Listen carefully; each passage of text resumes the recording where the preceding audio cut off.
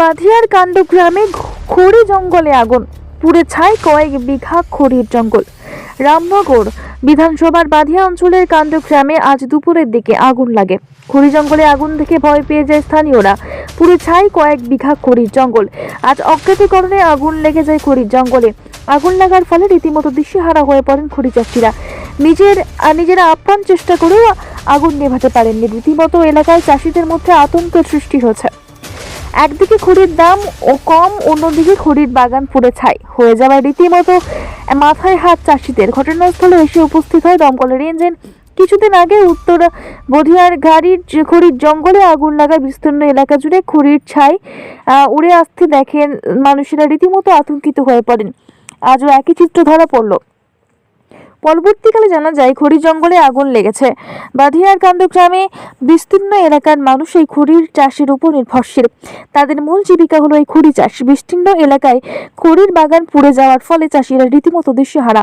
দমকলের কয়েকটি ইঞ্জিন আসার চেষ্টা করছে এই এলাকায়। কয়েকটি দমকল এলেই পুরোপুরি নেভানো যাবে আগুন, এমনটাই খবর পাওয়া যাচ্ছে। বিস্তারিত দেখুন ডেস্কে bureau report, Bengal star news. 3 বিঘা চলে গেছে আমাদের। আর কি ক্ষয়ক্ষতি হয়েছে? আরে গাছ বাগান টাগান এই সব ক্ষয়ক্ষতি হয়েছে। আমরা গরিব লোক, আমরা খেতে খাই, কি হবে এখন আমাদের গতি, সেই সব তো ভাবছি কি করে বাঁচবো আমরা। সব পুড়ে গেছে। সব পুড়ে গেছে, কিছু নেই। সব এখনো আগুন জ্বলছে বাড়িতে। এখনো জ্বলছে। কটা দমকল এসছে? 2টা তো দমকল। আপনার কি ক্ষতি হয়েছে? খড়ি বাড়ি বাবা কত বিঘা পুড়েছে? 2 বিঘা। 2 বিঘা একদম। আমরা সেইগুলো হ্যাঁ, খেয়ে 2 বিঘা। বাঁচি আমরা। আচ্ছা, 2 বিঘা পুড়ে ছাই হয়ে গেছে। হ্যাঁ একদম নেই, কিছু নেই। কখন থেকে লেগেছে? হ্যাঁ 12টা, 11:30, 11:30, 12টার সময়। আমরা সেইগুলোই ইয়ে করে খাই। আমরা আচ্ছা। গরিব লোক, আমাদের সেটাই। আমরা তো সেই লোক, সেই তো জিনিসটা কদিন হয়ে গেছে লেগেছে আগুন? কতদিন আজকে আজকে লেগেছে। আচ্ছা, সময় লেগেছে। আগুন চলছে এখন। এখনো চলছে?